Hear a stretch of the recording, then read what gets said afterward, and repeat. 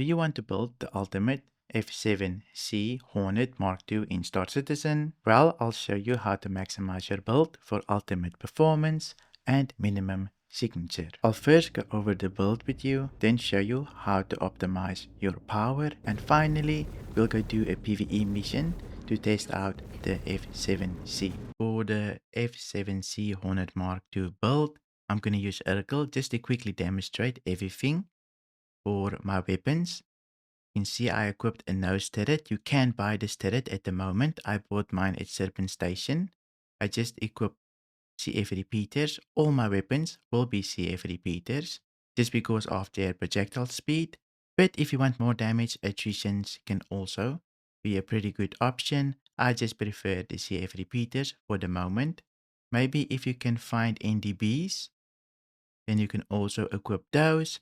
But CF repeaters works just fine for PvP, and then for PvE maybe attritions, but I also prefer CF repeaters for PvE. You can see I've got the size 4s here. You can equip these as well, but the main thing that you can't buy in-game at the moment is the turret, the ball turrets. So there's different options here. I managed to loot a Super Hornet Mark II, right? This is why I am equipping this turret. You will have to look for one in-game if you don't buy the ship. So just make sure that you understand that. Otherwise, you will have to go without one for a while. So make sure that you loot one if you can. I would recommend that you try looting one. You can try around the OEMs, around the new mining bases, around Stanton and Grimhex. You might also get one here and there. Just look out for one and see if you can find one. But I did manage to loot 2 recently. For the missiles, I always go with Task Force. I just think they're still the best. Very nice missiles. You'll have 8 in total, 8 small ones. I also went with small ones on my missile racks. Here for the shields, I go with Palisades, just because they are the shields that have the most HP, not the most regeneration, but still pretty decent. If you can find the FR66, then I'll probably go with those since they have a pretty good regen rate. Well, their regen delay is very low, so you can constantly regenerate your shields while fighting. You'll probably be maneuvering quite a bit so that you can avoid fire, so 3 seconds, not that big. So you'll probably regen way more than just tanking things. Otherwise, if you can't get hold of these, just go Palisades. They are still very good. For my power plant, I like to keep my signature nice and low as possible, right? So I'm going to go with stealth grade power plants here, Delta Max. You can also go with the slipstreams if you can find them.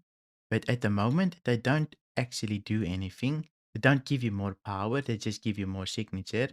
So you can just go with the Delta Max. No need to bomb these from a Talon. So this is what I went. I also go with one cooler here, one vapor block, just to keep one in the cooling, keep our IR as low as possible. And then finally for my quantum drive, I go with the Zephyr. It's also to keep our IR signature super low. For power management, you just want to do full weapons, full shields, 1 pip in cooling, and then you'll be missing 1 block in thrusters. Now that you know the build and how to manage your power, let's go jump into a PvE mission just to see how this build performs. To test out the ship, we're going to do a scenario 6 here. This because we'll fight a constellation and a bunch of gladiuses. So a mix of smaller ships and bigger ships. Let's go see what we can do. But at our mission location here, I'm first going to focus the gladiuses. Then finally, I'll try to take on the constellation. The constellation does have a lot of turrets, so we need to be very careful. I'm not too worried about the gladiuses. So it is 2 gladiuses and 1 constellation. So nothing too crazy. Just a bunch of ships here and there. Let me just see if I can run away just a little bit here, so that I can only fight the gladiators. I do not want the constellation to shoot me here. Luckily, we've got a lot of damage on this Hornet.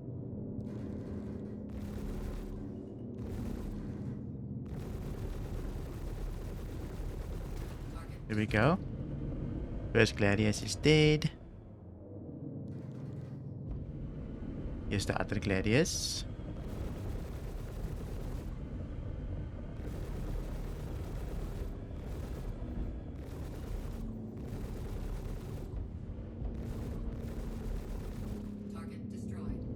Other gladius is dead. Now I need a constellation. I'm gonna see if I can sit just underneath it.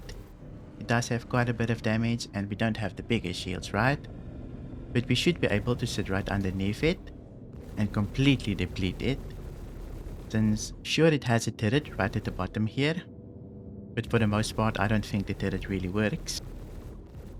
But first we need to get down this back shield.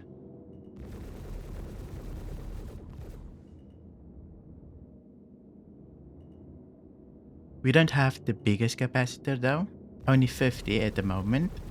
Since we did get a turret as well, we looted a turret from a Super Hornet Mark II. So you will have to loot that for yourself or see if you can find something else that you can loot just to equip it. Unfortunately, you can't buy the turret. Otherwise, you will have to play without it for a little bit until you find something decent. But I'll quickly see if I can destroy the constellation here. We're already through the shields, but you can see there is a bit of invulnerable spot on the belly. So you will need to hit it just below it in order to do some damage.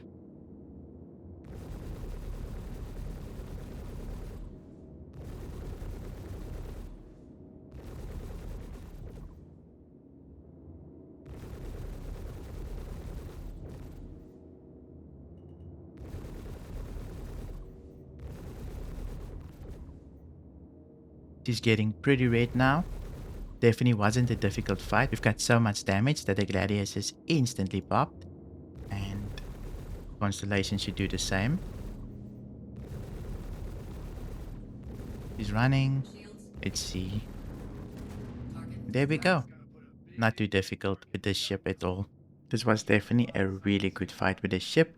Super decent. You can buy the ship in game at the moment, so you don't have to buy it on the store. It's about 4.8 million at Lorville, so definitely a really good buy if you want a fighter. The only thing that sucks a little bit is the turret. You will have to loot or scavenge other ships, so just make sure you do that and then equip it and you should be good to go.